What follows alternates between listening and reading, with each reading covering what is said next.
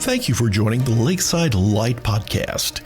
It's light to help you see your way, and a light version of our full televised Sunday services, which you can find on our website at lakesidechurch.org. This audio podcast is a weekly sermon message of intellectual, spiritual, and sometimes humorous nourishment for the road. Enjoy.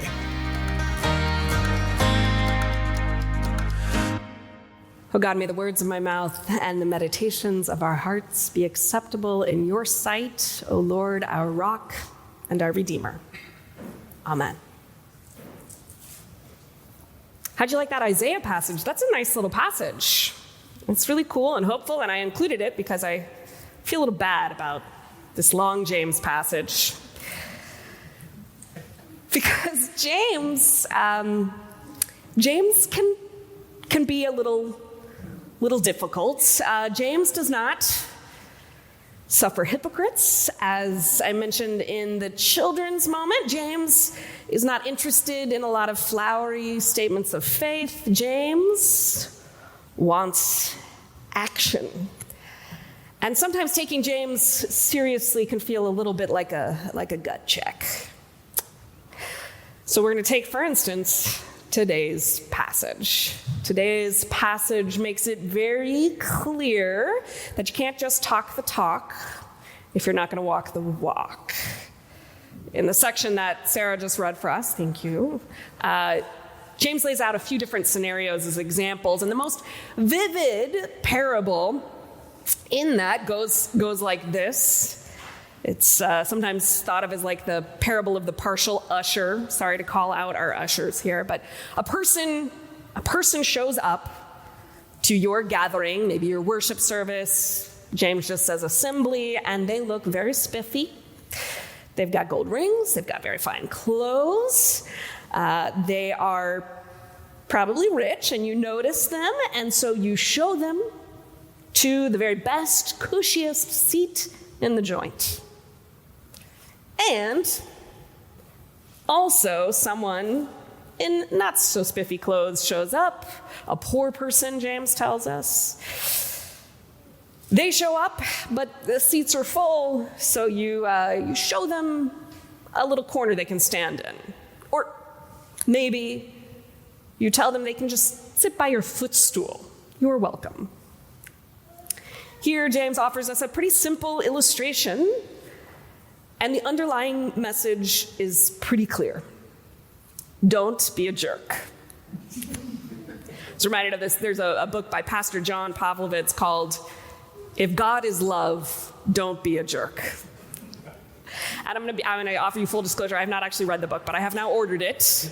I was inspired by writing the sermon that I wanted to actually read it, so stay tuned. But here's a quick description of the book, the sort of jacket description. It says, "Thou shalt not be horrible. Imagine for a moment what the world might look like if we as people of faith, morality, and conscience aspired to this mantra. What if we were fully burdened to create a world that was more loving and equitable than when we arrived? What if we invited one another to share in wide open, fearless, spiritual communities truly marked by compassion and interdependence? If God is love, don't be a jerk." Honestly, that jacket description of this book makes a pretty good description of a modern-day epistle of James, right? Imagine what the world would look like. James, in this passage, offers us a rather uncomplicated scenario. Treat the very clearly poor person who enters your space as well as you would treat the very clearly rich person who enters your space. And while you're at it, he reminds us, you should do the same for yourself, right? You shall love your neighbor as yourself. But of course, while this concept might be easy to understand, we all know that the challenge is in the execution. So as I contemplated this passage, I experienced an interesting week.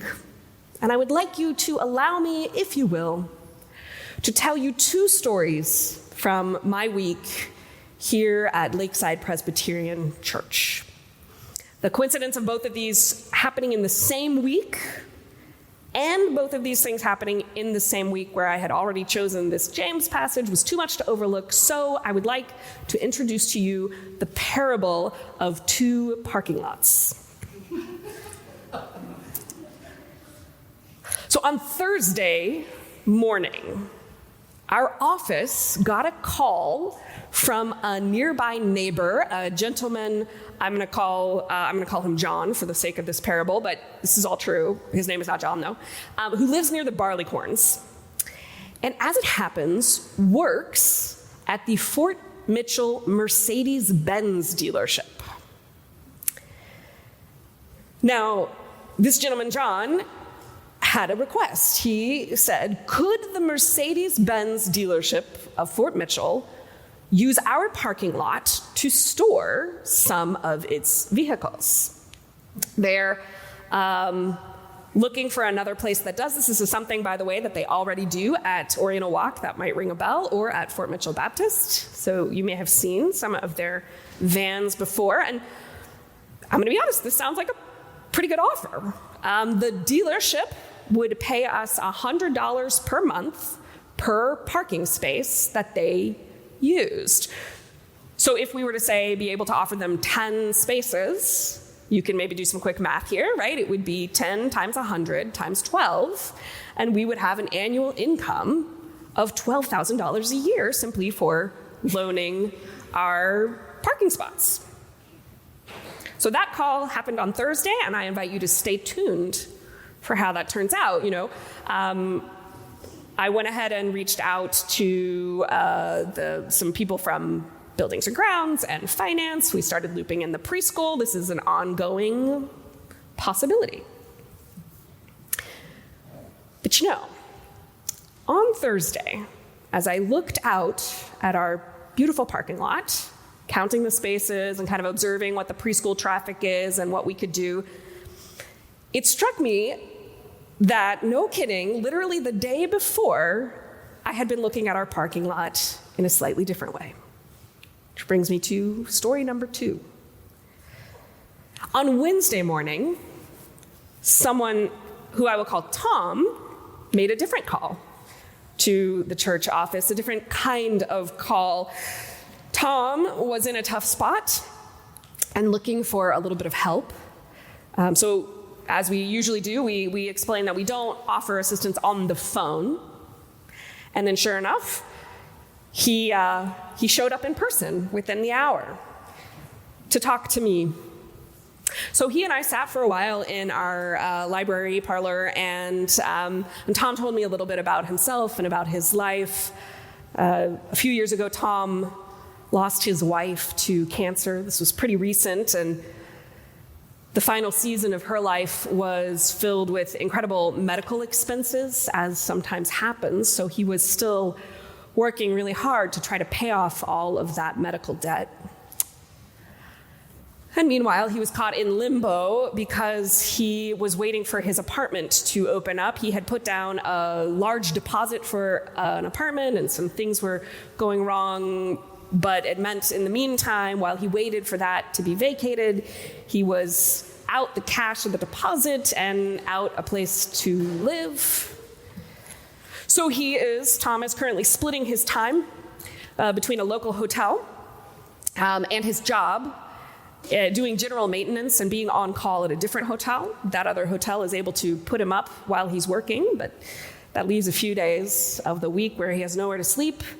So he pays to be able to stay at the low-cost hotel nearby, and things are getting tight for Tom, so he wanted to ask the church if we maybe had some odd jobs he could take on. He just needed a little bit of help, wants to pay for the room to stay in.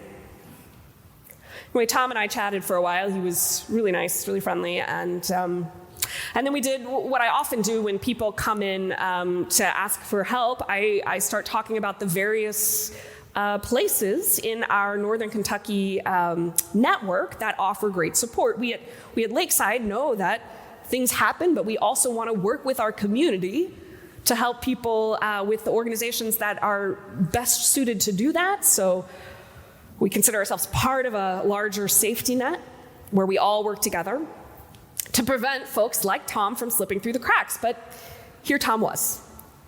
One of those people who had genuinely done the legwork, right? He had made the meetings, he had filled out the paperwork, he had followed the rules, he had taken showers and done laundry at Florence Christian.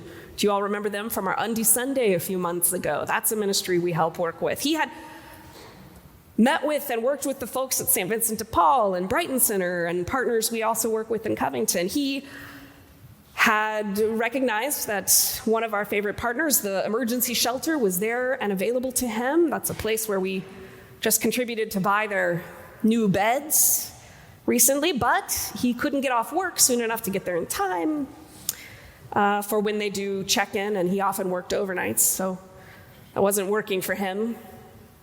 Plus, this past July, our state's new Safer Kentucky Act went into effect.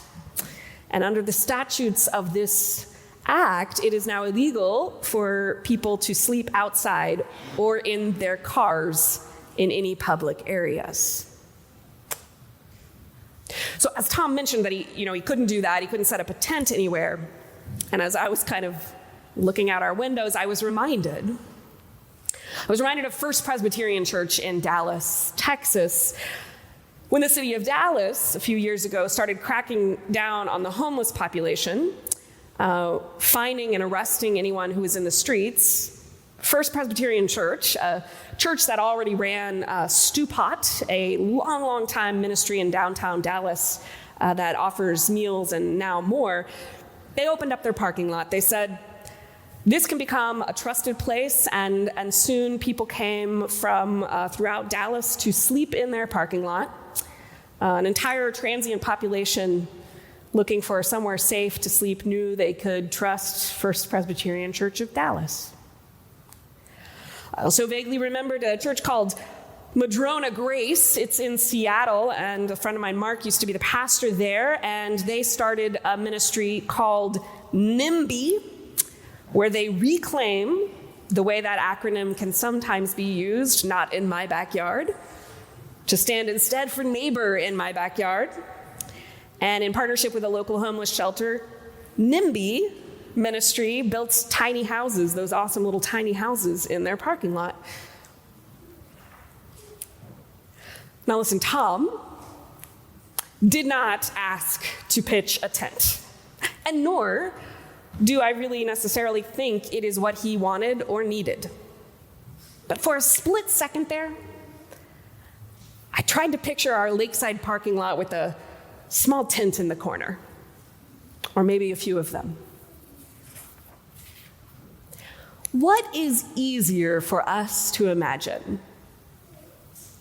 The corner of our parking lot filled with Mercedes-Benz Sprinter vans, or the corner of our parking lot housing a portalette and pop-up tents?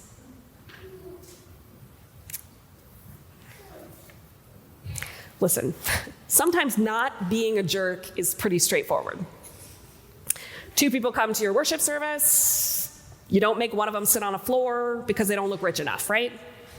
James would say, give them equal chairs. And I would suggest maybe Jesus would say, give them your chair. But we all know that sometimes not being a jerk is complex. It's a real challenge. My parking lot parables are not very neat and tidy. Stay tuned to see how this van story develops. I suspect we will pursue this opportunity, and I suspect we will never hear from Tom again. There is no neat or tidy bow to tie onto a story like his, right? One mixed with grief and bad luck and a crushing healthcare system and chronic housing shortages. This passage from James does not clearly lay out for us a way to solve all of that. But it does not leave us with nothing, right? James reminds us that God may be love, but love is not just a feeling or a thought or talk or even belief, right? Love is action. Love is warmth and food, James tells us. James reminds us that how we choose to spend our resources matters. Sometimes those resources are as small as the emotional labor it takes to genuinely welcome someone who doesn't look rich or feel safe or familiar. And sometimes those resources are as subtle as where we spend our time, where we spend our energy, what meetings we choose to attend, what questions we choose to take the time to wrestle with. For what it's worth, I believe time and energy are the most valuable and needed resource for us to be church. I mean, send in your checks, please. No.